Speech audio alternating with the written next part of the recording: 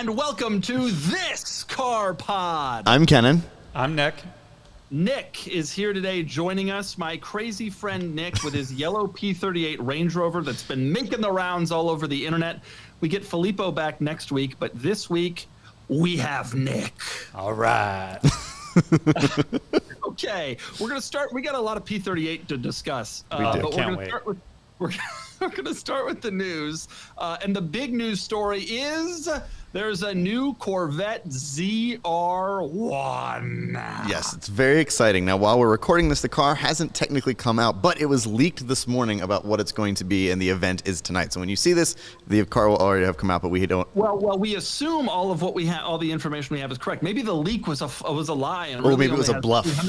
Maybe it only has 300 horsepower, and it's a four-cylinder. Yeah, well, if it's a bluff, it's one heck of one. So this car purportedly is going to be powered by a twin turbocharged 5.5-liter V8, flat plane crank V8, that's going to make 1,064 horsepower and 828 foot-pounds of torque, which is wild. I can't.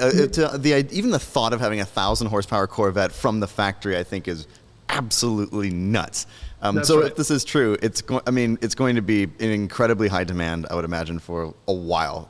The Z06 was, and I suspect this will be too. But Nick, you realize 1,064 horsepower? Okay.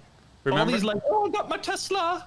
This has 1,064 horse. This has more power than any of those cars. What were the other stats? 828 pound-feet of torque. Yeah. Split window. Did you see that? Split window, yeah. So they're bringing back the rear split window thing, harkening back to the C2.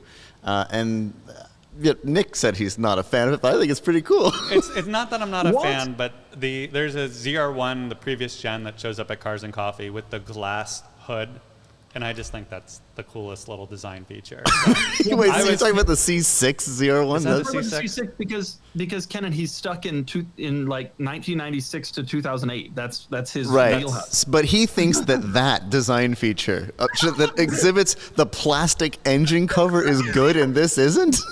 He likes to look at the plastic engine cover of a front engine car instead of a split window on 1,000 horsepower flat plane. I see what they're trying to do there. I want to look at the engine. So this little this feature, I know it's so special.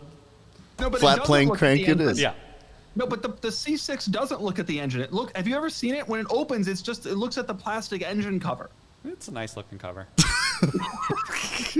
I stop and I look through that little porthole and I admire whatever's below it. Like, it could be these guys, and I would stop and look and just admire. But I think this is really cool. Like, I remember when the Veyron came out and the idea of topping 1,000 horsepower was absolutely insane. So to do it in a Corvette for what I imagine is a couple fifth decades of the price of what the Vey was back in those days is pretty wild. Yes. This one purportedly, this is the ZTK package, which is like their ultra high-end performance package, which adds the wing and I think adds these inlets as well and some other stuff related to the car. I heard like carbon fiber wheels and stuff like that too. Mm-hmm. But regardless, it's the idea that there could be 1,000 horsepower Corvette, a mass-produced car, is going to exist with 1,000 horsepower from Chevy. Like the Corvette finally has 1,000 horsepower is wild. Like I know there are a lot of cars that now have 1,000 horsepower, but for Corvette to get there is really cool. And these will be on Turo all day long. And to me, the cool thing about it is that it has 1,000 horsepower without it does. And maybe there's more to the story, but it has 1,000 horsepower without any sort of electric backup. Because a lot of cars that are getting to 1,000 now, or close, like the new M5 has amazing horsepower numbers, but there's plug-in hybrid components, which add weight, which adds complexity, and you have to keep it plugged in, which God knows Nick's not going to do. Is this naturally aspirated like an EV? No, no, this one is forced induction. Even Doug can argue that. You agree with me on that, though? Yeah, he doesn't understand. I can't disprove your theory, but I also can't validate. So it's like a lot of scientific theories out there. We'll never know the real truth. We'll never know the real truth, like gravity or the sky. I mean, if you go in a spaceship, gravity is no longer there. So what's up with that? That is a great point, Nick. Gravity is no longer back to there. our poor Corvette. That's Speaking of astronauts, I will say the other thing really interesting is the founder of Rimac came out today, I think, and said, look, we've only sold about 50 of the 150 units planned. Rich people want naturally aspirated. They want ICE. Yeah. And the high-end EV market just isn't there. So kudos to GM for maybe not realizing that intentionally, but nonetheless, this is a great swan song for the. And did you see that interview with Mate Rimac? He literally said, like, we can't sell these things. Like, no one's buying these Naveras. They're electric. They're cool. I drove one. It's awesome. But, like, people who want cars like this don't want the full electric. Well, I mean, and that makes sense. I mean, it's kind of like what we discussed last week with Colleen. It's about, like, experience. And when you spend a lot of money on a special car like that, you want it to emotionally, you want it to be an experience. And a gasoline engine just revving up, and the great sound and the visceral buzz of it adds to it. And that's why so many people have interest in older cars, and it makes sense. And Porsche proved that also, I think, with the 911R, like they proved people wanted manual transmissions and all that stuff, and that's still true today. So this is why Tesla people miss the point when they only are looking at accelerate. When the 12 Cylindri came out, great name, the 12C. Tesla people were like, oh, well, a Model 3 Performance is quicker 0 to 60 and it costs a tenth. It's like you're not understanding what makes the car special. And like a Plaid and a Rimac are the same 0 to 60, but like what makes an exotic car special is not necessarily how fast it is. Exactly. The speed is the result of a lot of other ingredients, but that's a nuanced thing. A split window and a flat plane crank for me and Kennan. Hell yeah. American car guys. See, that's the difference between Nick he's got an English car. He's got a Lamborghini. Me and you, Kennan, you want a Viper. I've got a Ford GT. That was my American car. We're American car guys. We get it.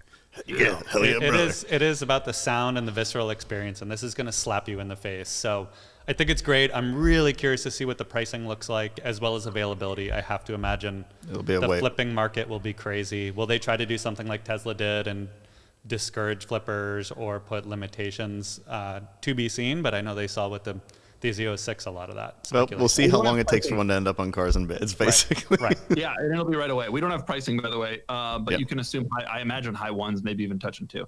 Yeah. Okay, next news story. Tesla. Here's a picture of a Cybertruck filling up at a supercharger.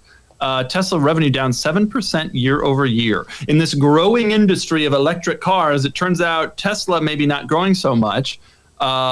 Interesting. Which actually is an interesting segue to our next news story, which is that Porsche has announced that they are backing down on their EV goals. They initially said that 80% of their vehicles would be EV by 2030, which is, in production and manufacturing terms, 2030 is tomorrow. And now they're admitting that it's probably not going to happen, which is interesting. We've kind of covered the decline of some EV market segments recently, and these are two kind of in tandem stories right in a row that make you kind of wonder a little. Yeah, I mean, even week to week, we've sort of begun to wonder, like, if companies have realized, because we talked about the Cayman and Boxster a couple of weeks ago, and like that seemed to be the direction. But to your point, like it is interesting to hear Porsche start to back off of stuff. They put so much R&D thinking that was the development they were going to go in.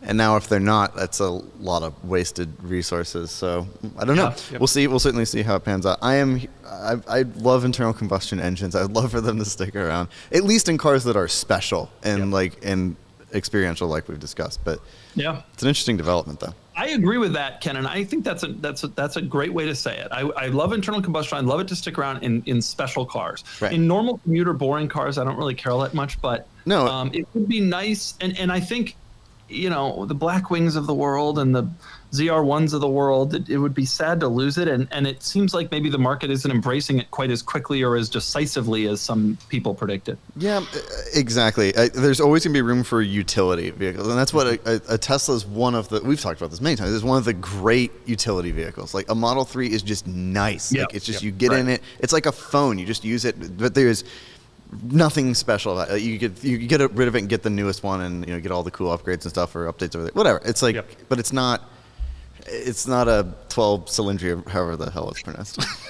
and to this point, the fact that Porsche is backing off their goal really underscores this point well, because I think of all the brands who were going to do it, Porsche really went headstrong into it and is realizing like, maybe this isn't something our customers are actually wanting, at least yet. Yeah. Well, the Taycan's not doing great, but I think the Macan EV that's coming out will be a much better litmus test for the willingness for Porsche owners to adopt EVs, because it's not an enthusiast car.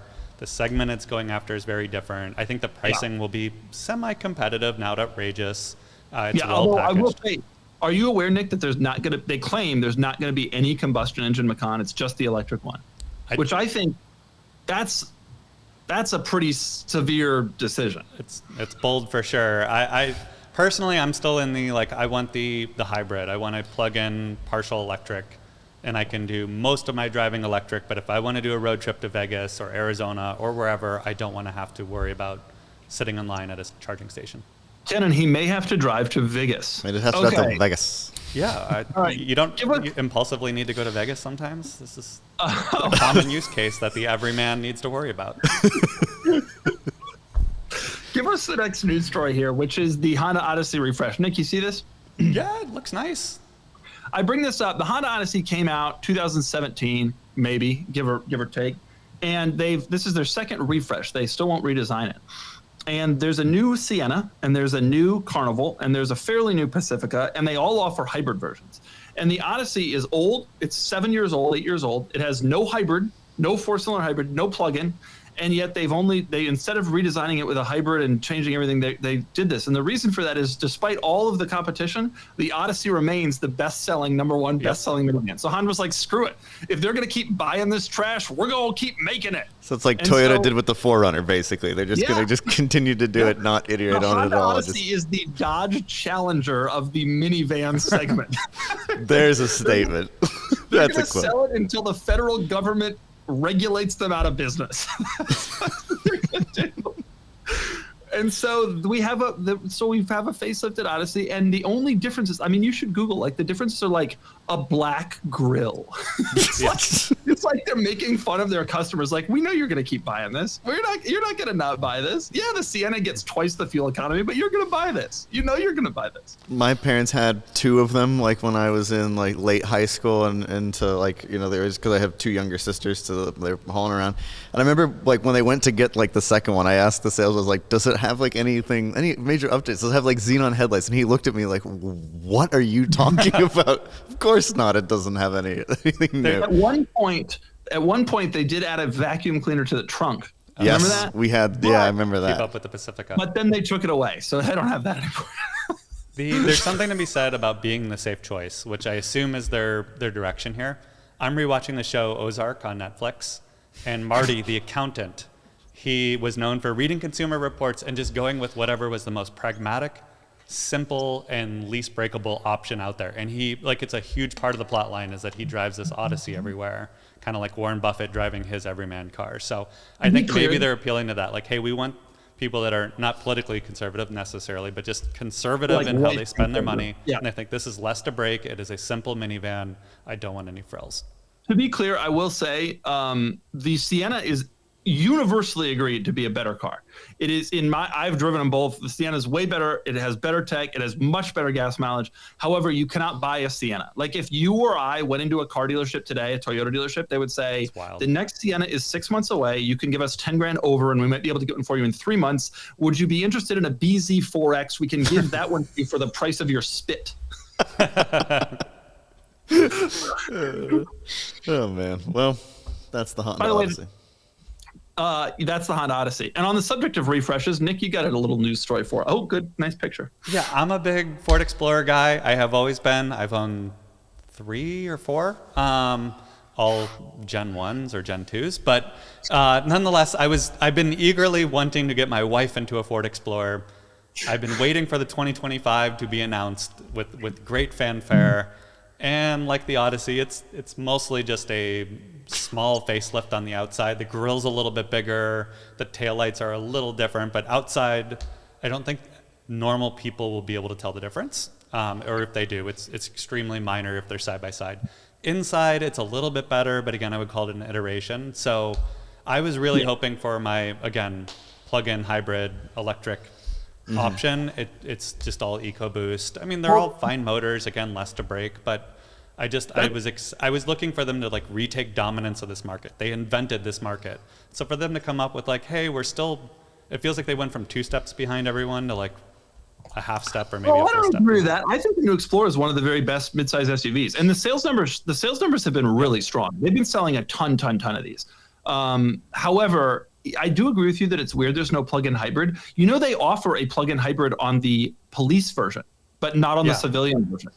because That is odd. the Lincoln model, which is called the Aviator, offers a plug-in hybrid, and I guess they want people to step up to the Lincoln if they want the plug-in hybrid. But I think it's weird also. They also have an ST line and an ST, and those are different models. And so it's just like, So is it like Audi S line and then the S4? yeah, Yes, Audi the did idea? that, and now AMG versions of non-AMG cars. But That's come on. assuming that the ST badge brings enough clout that a Right. ST line can be appealing, which of course it doesn't. Big assumption. Yeah, Right. I saw an Edge ST yesterday. I forgot about that car. Sexy beast. yeah. Not wrong. Okay, let's move on to our next segment, which is talking about cars. Cars! I don't have much to say, but the two of you do. Should we start with Kennan's M5 problems for the fourth week in a row, or should we move on to Nick's P38? Doug, when I got here, there's an air box in the sink of your headquarters. It's not in the sink. It's on And the counter. He Thank brought you. me around with a flashlight and was going, oh, there's this leak I found. Oh, here's another new leak. And he's just, you could see him crumbling as he gave me the tour. It's not true. I knew they were there, but that's just All how right, it so is. Kennan, tell us what's going on. So for those of you who haven't seen the recent podcast, about 3 weeks ago, Kennan told us he needed to spend $12,000 in repairs on his M5. This was after a year ago he spent $12,000. Let me take you back actually to last year. He spent $12,000 in repairs. 13 then we took the last car, year. $13,000 last year. Then we took the car to the racetrack, remember? And it had a severe fault, and he was only able to do like 3 laps with it, one of which was slower than the A-Class. Then this year, he has to do $12,000 in service work. That was 3 weeks ago on the pod. 2 weeks ago, he discovered another like 600 in service work, including the climate control had failed. And now here we are. What has happened this time, Kennan? Well, you're right. You could detail the last 8.5 years I've owned it and say, oh, Kennan has done some maintenance on his car, but whatever. We'll move on. I've detailed the last 14 months, and the total spend was $25,000. You know, Kennan, I was reading some of the comments on the last pod, and some dude was like, Kennan's over here telling people they're insane for paying depreciation. Meanwhile, he's putting $2,000 a month into his E39 M5. Yeah, the difference is my car is a lot cooler than a Fisker Ocean. That's the difference. It's like the car. I love the car, and it's an icon, and it's cool. That's the reality of you otherwise just taking depreciation on a car that's not special or interesting. So the point, yeah. So this week I did. This week was a relatively minor thing. I will say in the last 8.5 years I've owned the car, I've never had such a period of time of intense maintenance. That's partially because it's getting older. It's 22 years old and it has 130, I will hit the moon within the next couple of months of mileage without question. I will hit the distance. 238,900 I believe is the average distance the moon is from Earth, and that's what I will hit. But so what happened this week? so this week it was a relatively minor annoying thing. So I went to unlock the car and it didn't unlock, and I was like, oh no. So I kept hitting the key fob and nothing unlocked, and then eventually it did unlock. I was like, oh okay, maybe it got confused, and then eventually it started the car, drove it, whatever. And then eventually I went through it and it just stopped. So the key battery died after 22 years, which is pretty remarkable that a battery would last that long anyway. And so there's a guy in in Torrance, who fixes them. So I sent both my master keys out to have it fixed as $60 a key. Wait, It's not just a 2039 battery off Amazon for $2. You have to send it to a guy, and it's a whole key refurbishment. Yeah, every What? BMW of the era, you know, the BMW diamond keys is what they're called because they're shaped like a diamond. Yeah. If you separate them, they're really delicate inside. Like the way that the remote works, like the antenna is really delicate. The battery itself is delicate. There's stuff on the board that's delicate. So there's a person you have to send it to have it fixed, or you have to replace it outright. So But- BMW, for those listening, BMW designed a key that was not easy to replace when the battery inevitably worn out, because they just assumed anyone they cared about was long done with this car. Like, that's such a wild design brief. Nick, is Sam aware of this? Has he heard about this? we all discussed it. And Okay, Kennan, all right, so- the one guy in the world that can do this is about to go on vacation. oh no, that's the ABS mod. And then he Kennan's moved. trying to like overnight it to him to get it No, back so that he doesn't have to manually unlock the car. So it's a disaster. let me finish. So while the keys are away, but I have other keys for it. Like I have the valet key and I have the wallet key. I have all 4 that came with it originally. Wait, can I ask a question then? So the keys are being sent off, but because you have those extra keys, you can still drive it. The car could still be drivable. However, I decided, like, while I'm doing that, it's like, The ABS thing was really bothering me, so I pulled the ABS module off of the car yesterday and sent that out to be fixed as well. What ABS was bothering you? That was the issue with the traction control, where the light was coming on. So I removed that and sent that out to be repaired. That's going to be back by the end of next week. The keys will be back by early next week, and so the car will be functional and safe again in my mind, and I'll have 2 functional keys again. So it is annoying, but it's just like. Wait, what does all this cost? What's the ABS module cost? So the ABS module shipped after tax was $340 to have that done. What is and plus taking it out and putting it in? Which I did myself. Yes. What does the keys cost? The keys are $60 a key. It's $120, and that's that. So like, not particularly bad, but no. You know, and again, these like the ABS module is something that fails on all of them because it sits above the headers and gets baked for 20 years at a time. So why is the airbox in our sink? Because you have to remove the airbox to like have better access to it. So I did, and while it's sitting in there, I'm going to clean it up later and make it perfect, and then put it back in the car when everything comes back. I already cleaned like a bunch of. Except for the leaks, you're going to replace them. You're going to replace it, aren't you? No, I decided like the valve cover gasket leak is so minimal. It doesn't make sense to do it until it's worse, because I have done them myself in the past, and it's not a fun job. It's about the equivalent of like 1 drop of sweat. Like it's coming from a P38, that doesn't count as a leak. That's just right. Yeah, but it's just like a morning dew. That's the latest with the M5. Well, there's more. So somebody saw me. This was when I went to see you in Encinitas. We went to the drive-in. What is it called? The cruise-in or whatever they do up there. Yeah, the Encinitas cruise-in night. Very fun, and everybody should go to do that. It's a lot of cars that you would expect that would attend something called a cruise-in, but there was a Lamborghini Murcielago there. That's right. And so somebody spotted this and pointed out that my fender liners come apart from the car, and they asked Kennan, they're like, why is your new fender liners coming apart from the car? Well, it hasn't gone in for service yet. I bought them, like I did a down payment on the parts. Yeah. I have all the parts. The service is in August, so it hasn't had any of the stuff that it's about to get. The service hasn't happened yet. If anything, this person has actually encouraged you to do the service even more, because the hardware is missing. That's why you're doing it. That's why I'm doing it. Yeah, it's like, thanks, I'm aware. That's why I'm doing it. That's amazing. And so that's the reality of the M5. So I saw that picture come up, and I was like, wow. But I knew you hadn't done the service yet. Exactly. It's a little complicated for the audience to understand, because we've been talking about it as if you have, because you've paid for a lot of it and you know what the total is going to be. Yeah, but I put a down payment on the parts. I know what the labor will cost. So it's like it hasn't happened yet, but I have all the parts for it, and they're sitting at E39. Nick, how much more while you're in there do you think Ryan's going to find when he's getting service work done? $5,000? Yeah, I think I'd see an estimate close to 20. 20, yeah. We should take a bet, me, you, Sam, and Kevin. All right. On to assuming that's the end of the M5 problems. For this week, yes, it is. On to the P38. Nick, the P38 videos have gone up, and I love them. They're doing wonderfully. Everybody seems to enjoy this experience. You drove it here today. It looks like it's behind you in your frame. Yes. Well, how's that going there? So it's an interesting segue. That dinner that Kennan and I had there at the Encinitas Cruising Night, I paid for his dinner. And the reason I paid for his dinner was that the previous week, I was driving home and the car just died in the middle of an intersection. And I don't mean like cut off. Like there was not even a semblance. Like I couldn't put my hazards on. I couldn't get out of park to put it in a neutral to move it. Like it just was completely dead.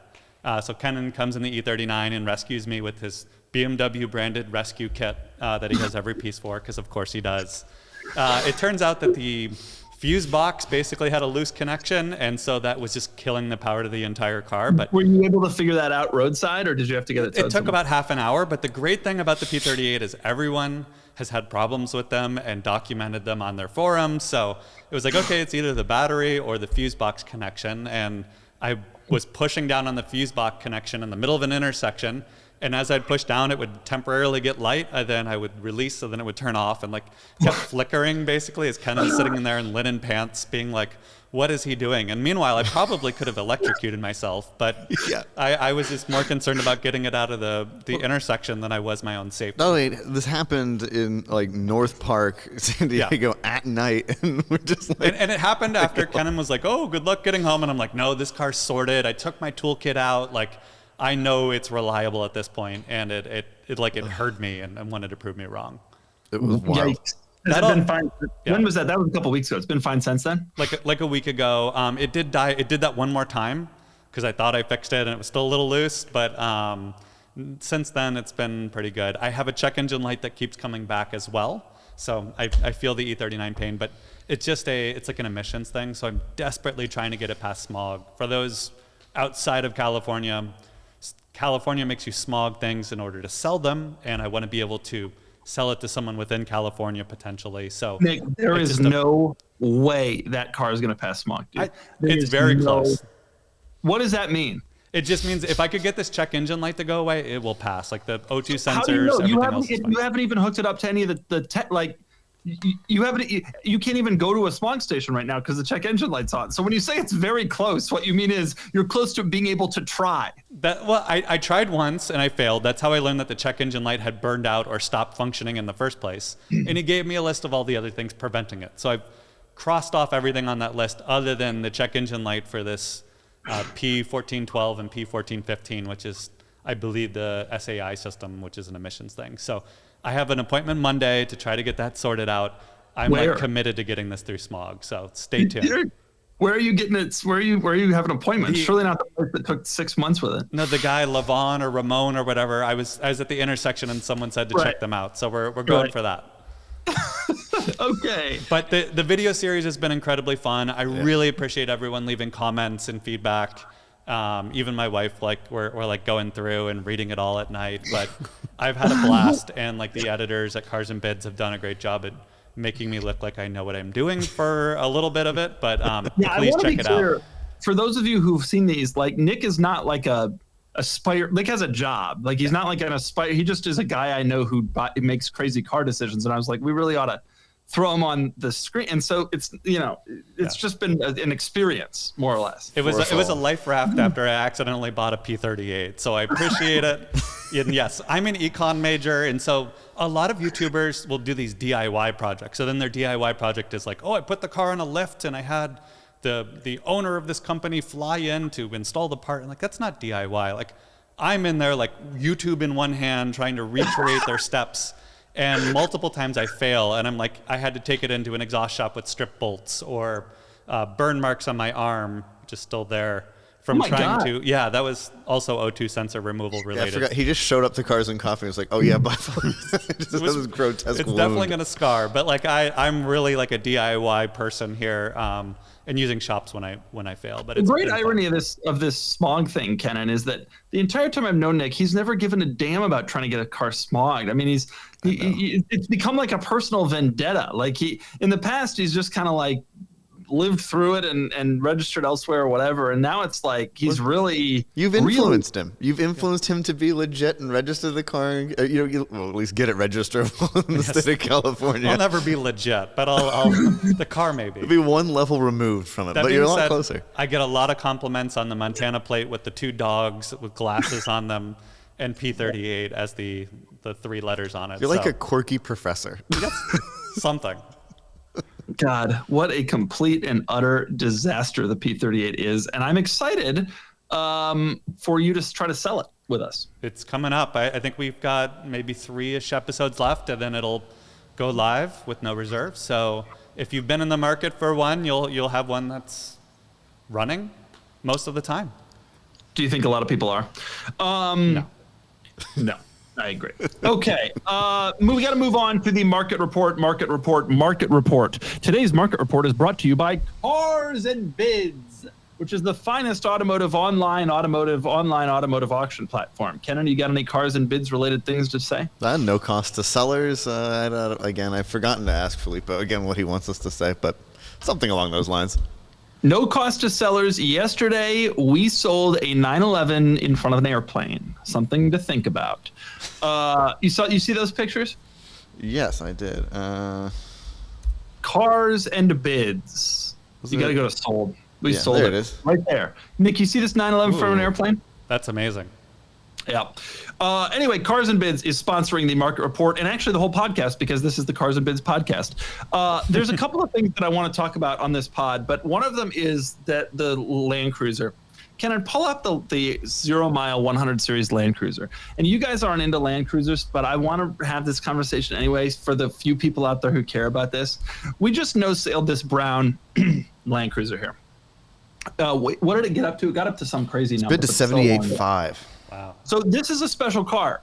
The 100 series was the Land Cruiser that was sold from 1998 to 06. And for the first 2 model years, 98 and 99 only, it was offered with both a center locker, which was standard on all of them, and a rear locker, which was an option only for those 2 model years. And this car had the rear locker, and it also has 7,000 miles. The market has not yet decided to appreciate this car to the level that the seller does. I think that long-term, this goes down as the very best Land Cruiser ever created. Having owned the 200 series, which is the next gen, and discovering that it has some fatal flaws, reliability, size, it's just a little too exotic and a little too complicated. And I also owned an 80 series, the previous gen, which is a kind of rough, getting to be not very nice car to own in the modern era, and it's slow.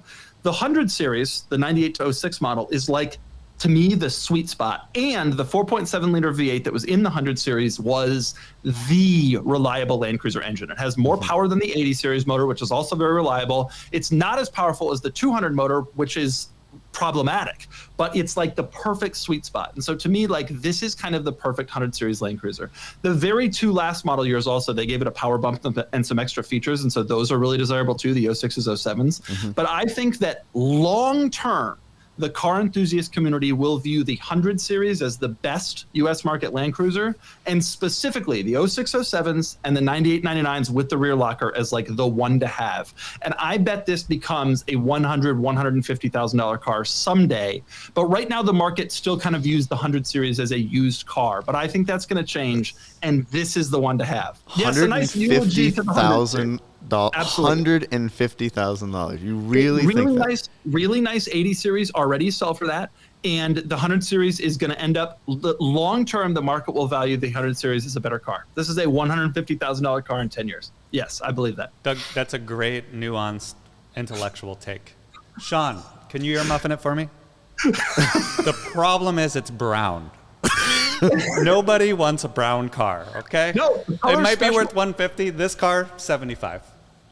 No, this car is special, and this car is going to go down. I promise you, the 100 will be looked at as the best Land Cruiser, and the 06, 07s and the 98, 99s with rear lockers will be looked at as the best of the best, the cream of the crop. And this one has 7,000 miles. It is the cream of the crop. And it's brown, yeah, but it's cool. They didn't offer that color for long. Now, Nick's going to say it's because it's ugly, but it's cool. It's like the new TRD Pro color mud.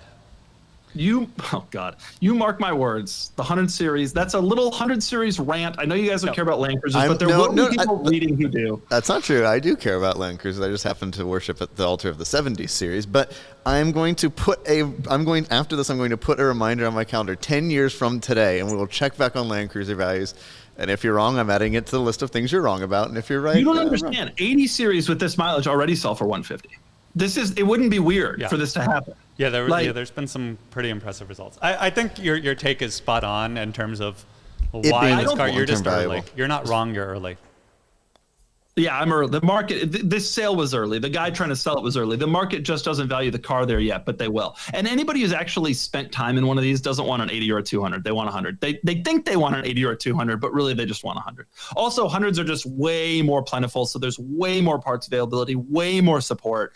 80s are getting old, not as much. 200s are just weren't as many. They have complexities. Anyway, that's my Land Cruiser rant. Next, we will move on to Kennan and the Audi R8. Yes, so we've sold a number of Audi R8s recently. However, this one what really... What is the deal with that, by the way? We're just on a run of them. of both generations of coupes, of spiders. But the one that I really liked, we talked briefly about it a little bit, I think, last week, was this. This is an Audi R8 GT. They only built 333 of these. But this one had a 6-speed manual conversion, which makes it very compelling. Because otherwise, they were all S-tronic, right? I believe it was that's the good... I always mess that up. S-tronic, S-tronic was the pre-facelift with the... dual clutch. But this one sold for $107,000, which to me feels like quite a deal to be click-clacking in a V10 special edition. In a special version of an already pretty special car. To be clear, though, about the transmission, wasn't the GT the non-dual clutch? Yeah, it was the R-tronic. It was the R-Tronic. It was the R-Tronic, even worse. Single. So that makes this even more appealing. Yeah. But pretty wild stuff. Now, this one had 36,000 miles on it, and I believe it had, no accidents or anything like that. But it still. had wheels, probably didn't. The wheels didn't aid it, yeah, and the front emblem had been removed, but still, like. There's another GT that's all, like, the GTs are selling for 100 plus or minus, which is wild, considering they sold new for double that before inflation. But also just what a value you're getting in terms of like a numbered car, V10, like just special. Really special, yeah. And this car especially, I think that this car had, like you said, wheels, some other cosmetic stuff, and the ECU tune. I think if this car had been like totally stock with only the stick swap, it would have been a really, really hot car. Yeah, I didn't love the stock GT wheels, but that's a sidebar. It's fine. That's true. Neither did I. Right, but here's a chance for somebody to get some stockies, put those on there, get the tune off it, and you're good to go. I look at. I had a Gen 1 R8. It was the V8, not the V10, but 6-speed. It had 75,000 miles on it, and was just a champ. I mean, you could actually daily drive it. It was comfortable. Yes, the interior was mostly Audi TT and A3 parts, but it was just such a great car. And I kind of, both Sam and I, who also had a Gen 1 R8, look back at those cars and say, like, we missed them certainly for that price point. I mean, if you go back to just the regular ones, they're as low as like 60, maybe even 50s, depending on miles, to like, 80 buys you a really solid one. And I don't think there's a better value in terms of you get the exotic supercar look, and then you've got the German V8 like reliability. It's pretty compelling. Also, one other thing that I find interesting about R8s, if you type in Audi R8 to our search bar and then search by lowest price, one of the interesting things you'll find is that the cheapest ones are not the most recent ones, which is the case for almost every other car because the market is slowing. Oh, yeah. I don't think the R8 market is slowing. I think the R8 market is actually doing quite the opposite. I think there's become like more interest in this car for whatever reason. As prices have gotten into the high 50s, low 60s for the earliest ones, people are saying that's a bargain. Yep. And they're actually, this market, as all the other markets, broadly speaking, are dropping, the R8 market to me seems to be shockingly strong, at least on our side. Well, I mean, for 60, it's a 996 turbo. Yeah. I mean, there's not a lot of alternatives at that price point, yet alone one this neat. So I know, and we've sold some gated 6-speeds right around, like it's not like there's a massive, like there is in Ferraris, like $100,000 price difference for tip versus manual. We sold a gated 6-speed here for 59. I mean, I don't know what the title status is, but there's a few of these like low 60s gated manual cars. Yep. Yeah, this one.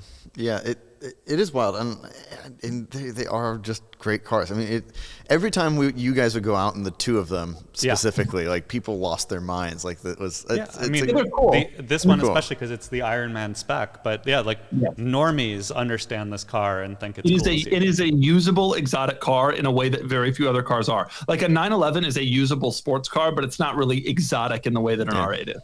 It's funny. Yeah. I also submitted this as a news story. For the same reason, but also the Gen 2s are getting cheaper. So on Car Trek, maybe a couple of years ago, Ed Bullion got, I believe, a salvage title one, or one with like a lot of drama to it because it was in the low 100s. That's not what clean ones are doing.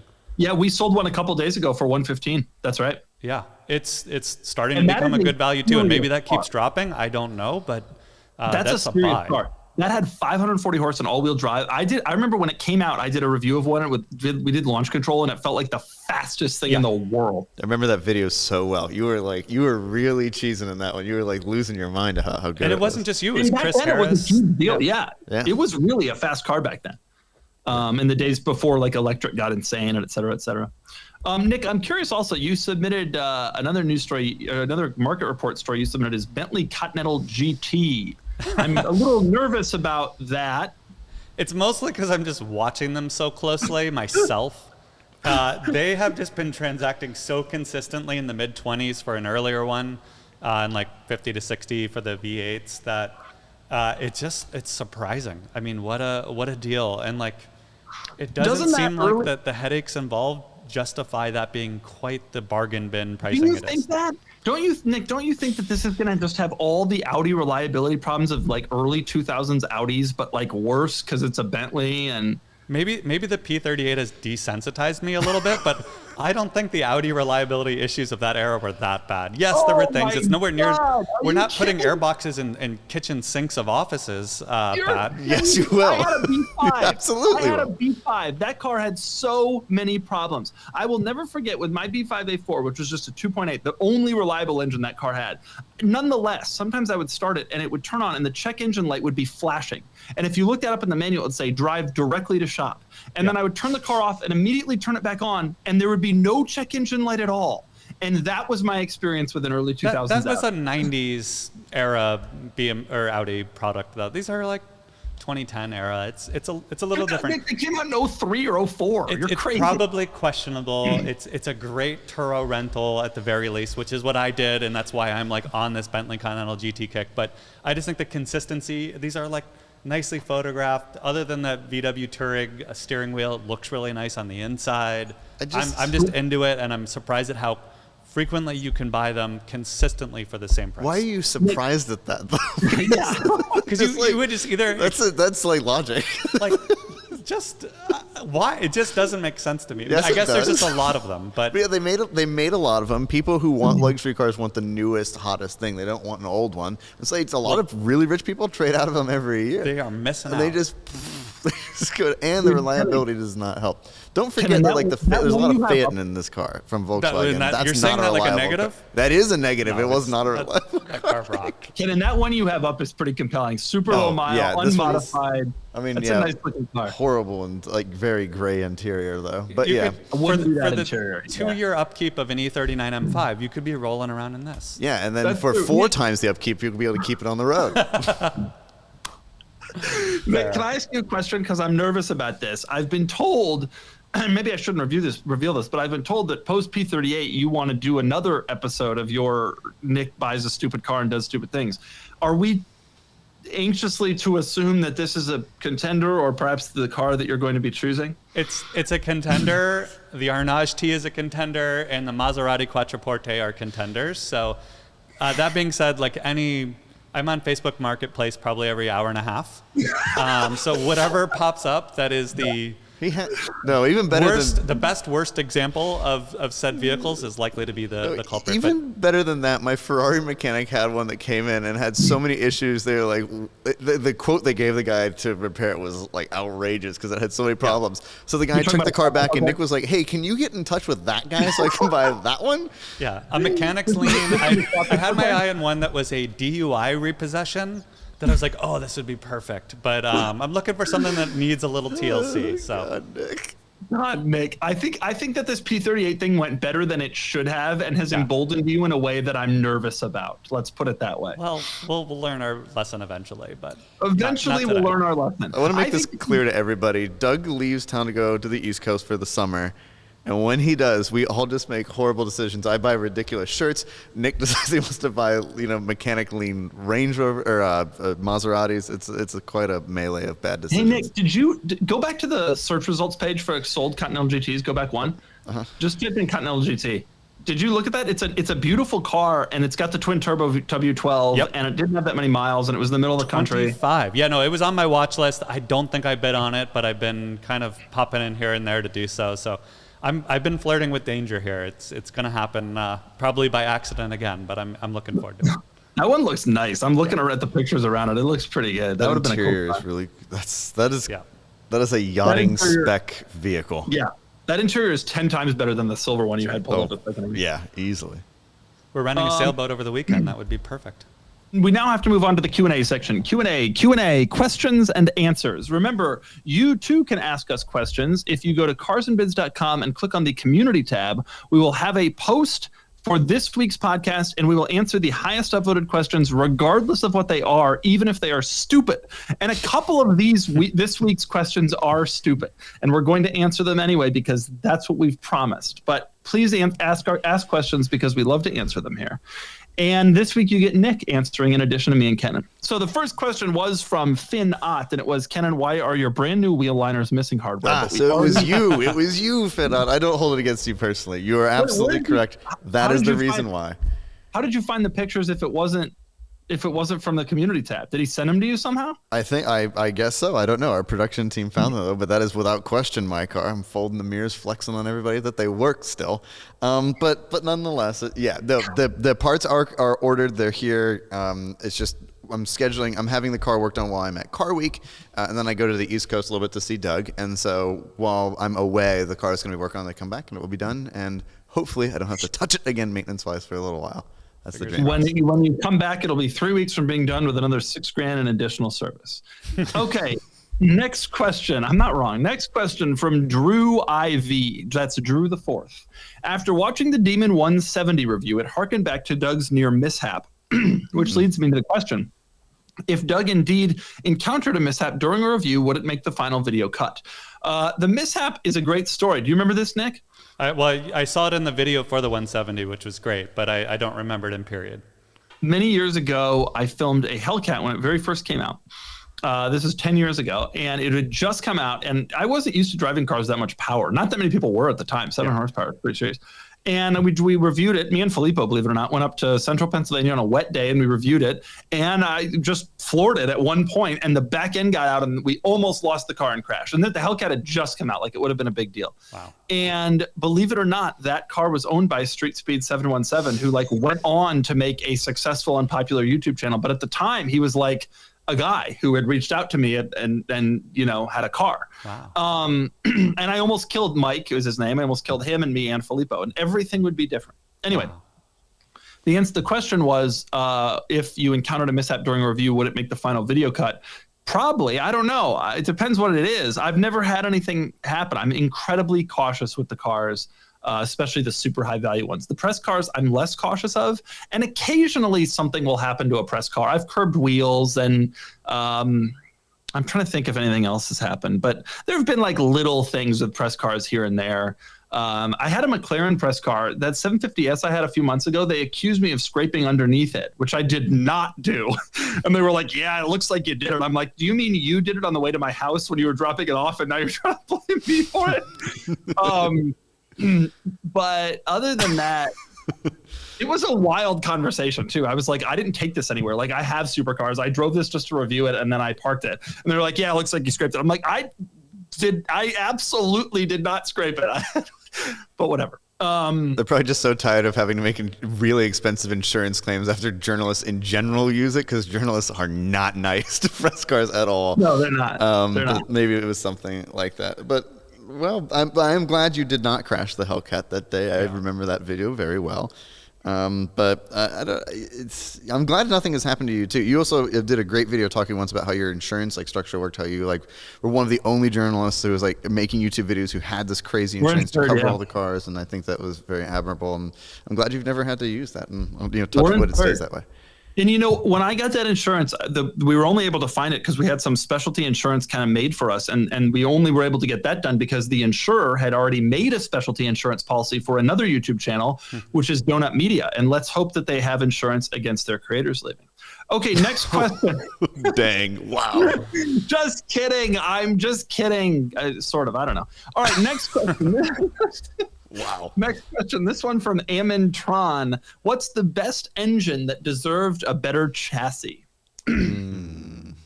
I'll tell you, the answer is the Pentastar V6. That Chrysler 200S really didn't. I was watching that back the other day. That's true.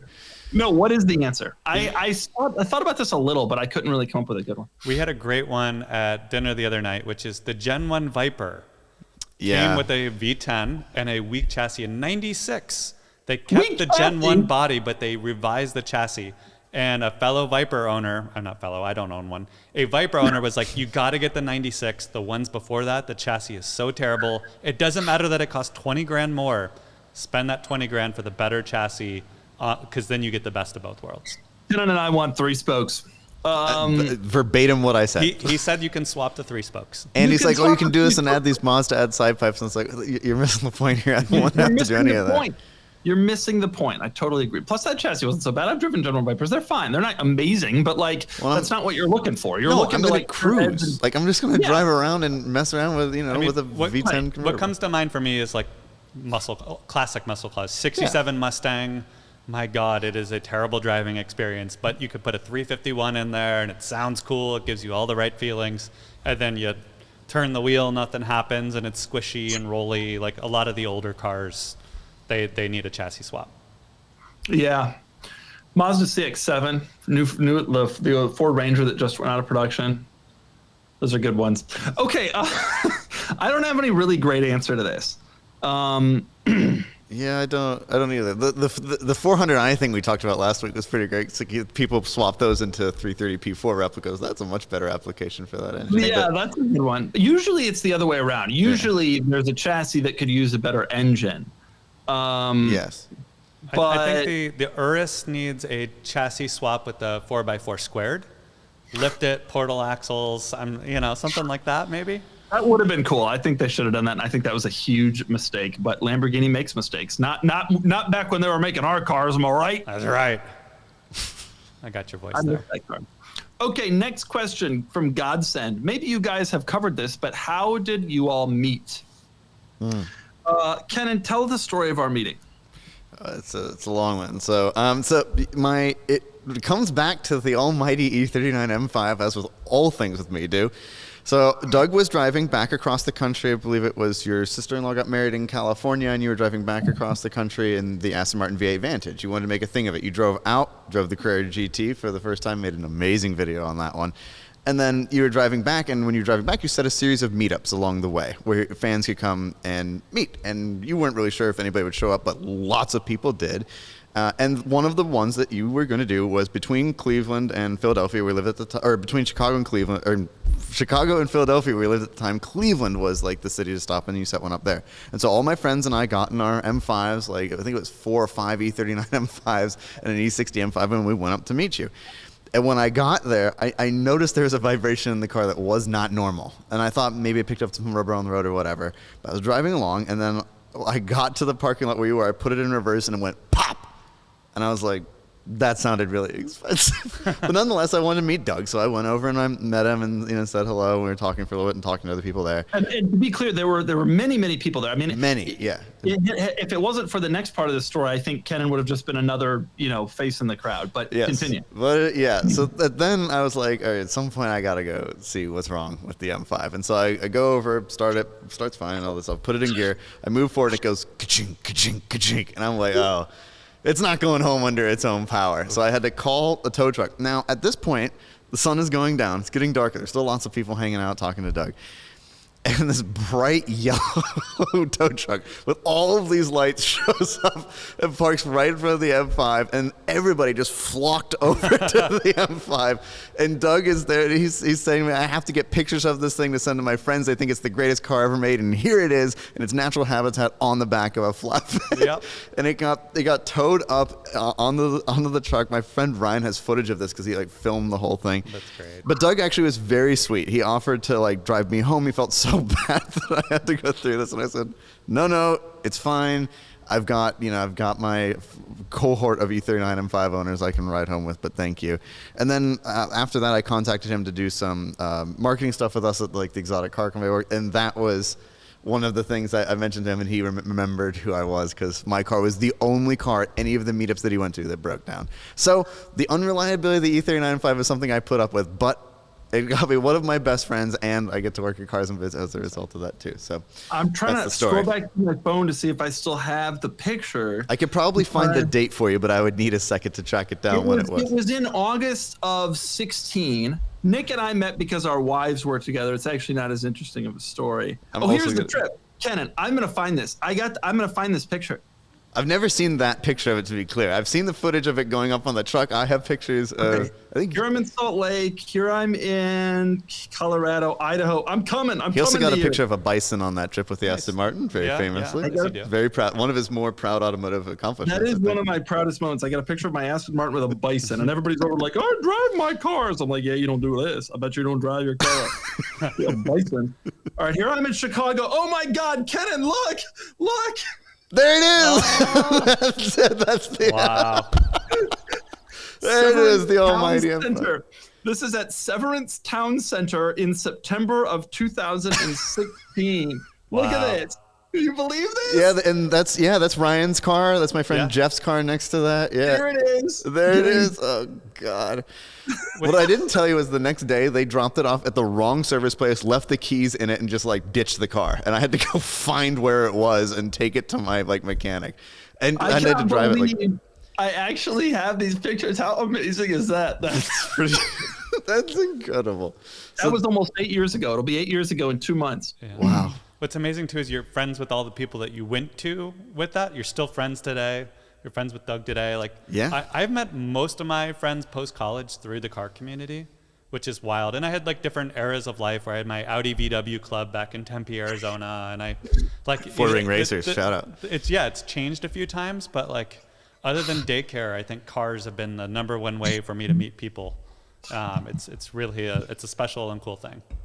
Right, and look at you now. Now you got a yellow Range Rover and a Lamborghini Murcielago. And you know, I was sitting on the beach yesterday taking stock of my life, Nick, and I was thinking to myself, if it wasn't for me and Sam and Kennan, but I'm going to specifically say me, you would not have that Lamborghini Murcielago. There was no way you would have stepped up and been like, I'm going to get a Murcielago if it was without the influence of others. It's peer pressure is definitely my Achilles heel, and you figured out the biggest exploit of all, which is it's not direct peer pressure, it's reverse psychology. So you won't do this, you won't step up and actually buy one, and I was like, hey Doug, can you introduce me to Ed Bolian to see if he has any off-market ones? And you're like, I'm not going to waste Ed's time. You're not serious. And nothing could be more motivating to me than you doing that. And I'm like, it was like within a week I had bought one. You had panic bought one just as you had panic sold your previous car. That's right. So that's how we met. Filippo and I met. Filippo was a viewer, and he sent me an email when I moved to Philadelphia. He was already living there, and he sent me an email, and he was like, hey, I'm into cars too. You want me to meet up? And back then I met up with a lot of people just randomly, and he was one of them, and he's kind of the one that stuck the most, and he's been around for 10 years of my life now. Wow. And I love him dearly. And now he lives a couple blocks from me, and he brings in the mail, when I'm out of town. So does Kennan. It works. We all live a couple blocks from one another. It's wild. Except Nick, who lives in the suburbs. Who lives allegedly 30 minutes away, but it's more like an hour. I was in the hood 2 days ago at Filippo's house. That's true. And the week before that, your Range Rover broke down not far from, so yeah. All right. Next question from Double Power 206. 2-part question. Who is the best host from Top Gear, and who is your favorite host from Top Gear? Oh, easy for me. James May. I love James so much. I think he just is. I think he's hilarious. He's also like, Richard and Jeremy were more showy, but James just would come up with perfect one-liners. Would just like nail something funny every time. I just think he's one of the all-time greats, an automotive icon. Truly. Who's yours, Nick? I've never watched the show. What?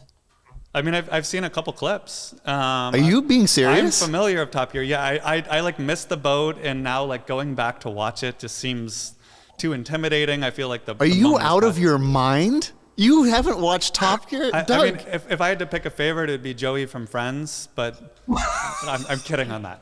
Although I do like Matt LeBlanc. Nick, this was like one of the greatest shows, the greatest era of car. What are you talking about? I've seen some clips. I need to go back and start, but like there's so many episodes. Like, where do you start? At the beginning, just go chronologically. I don't have time for that. I wouldn't start from the beginning. I would start from like one of the cheap car challenges or like the Toyota pickup destruction or something. Hilux. I've seen some episodes here and there. Like I get some of the premise, but I missed it. I'm sorry. I can't believe that anybody who's our age is into cars. That was the most popular television show in the world. Not just car-related television show. I don't. We didn't have BBC in Ohio. I'm not sure what the reason Nick, we is. lived in Ohio. None of us had BBC. We all watched it on Street Fire. We all watched it on Street Fire. I was, for a long time, I was abstaining from watching it too. I was like, I know cars. These guys don't know cars. And then I watched a couple episodes, and that was it. I watched everything. I mean, I was obsessed. I couldn't stop. That was years. I mean, that was 10 plus years ago. Nick just has these things that I just have. It just that's continues wild. to surprise me. Honestly, That's kind of like I've ever heard in my life. It's a shameful secret that I'm like afraid to even mention in public because like it's just so. How did I miss this? But Did you?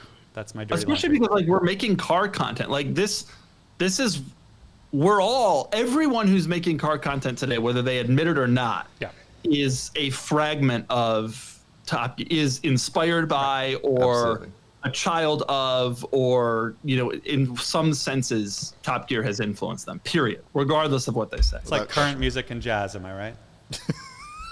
You're Whether they know it or not, it's inspired.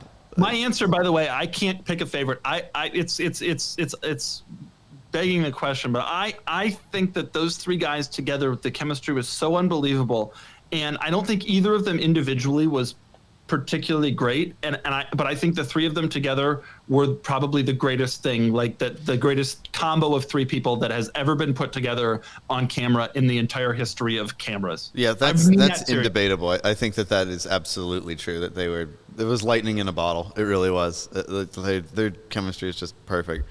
That's what I love. James May's individual programs are pretty great too. But yeah, I see your point totally. The very last question. This one comes from Porsche 997 Turbo. The question is, what was the best nameplate revival in the automotive industry? What was the best nameplate revival in the automotive industry? Ford GT. Give us a better one. Yeah, Ford GT is pretty good. It wasn't an 812 super fast. So there's a lot of bad ones, but there's a lot of bad ones. The Chevy Blazer is the worst. Yeah. Well, the Dodge Dart wasn't great either.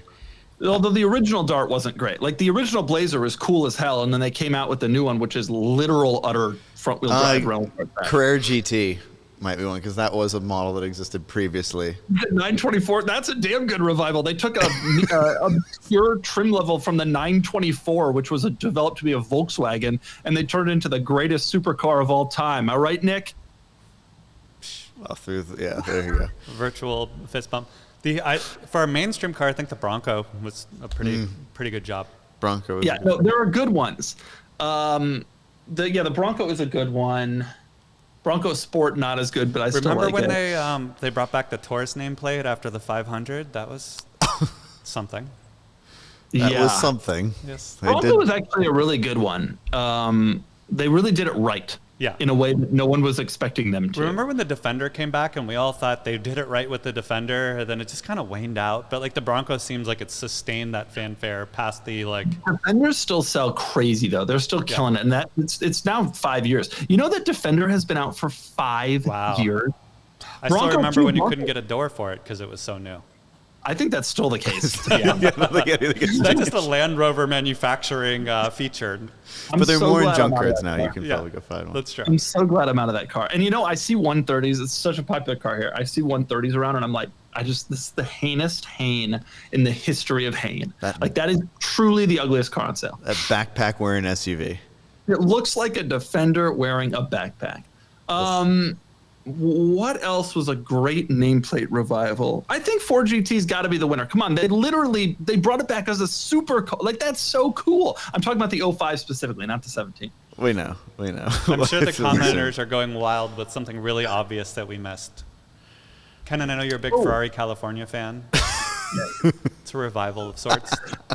How about the here's a bad one. How about Mondial, Kennan? From the 500 Mondial. That's like that won 2 world championships, and then they bring it back and put it on a 4-seater, 2-trunk, convertible, floppy vehicle. That's what a lot of people don't know that there was an original Mondial, but there was a very successful original Mondial race car. NSX was a great revival. Am I right? Yeah, I mean, I'm talking to 2 people from Ohio here. Have some pride in your state. Made in our home state.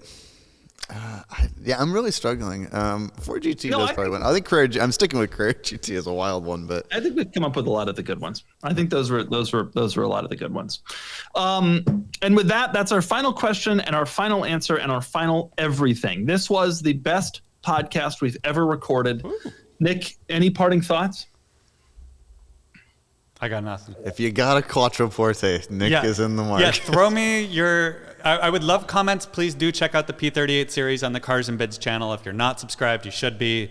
Not just me. Kennan had a great episode with Filippo on a regular Boxer versus the Spider. There's a lot of fun stuff there. I watch pretty much every one of Doug's videos, but the Cars and Bids video has more variety and is experimenting a lot. So leave your feedback, and please check out the P38 series. it's been a hot mess, as you would expect, but it's been a lot of fun. So there'll be more coming. All right. Thank you, Nick. I agree with all that. The P38 videos are the best videos we're doing right now. Goodbye, everyone. Thank you for participating. Goodbye. Goodbye.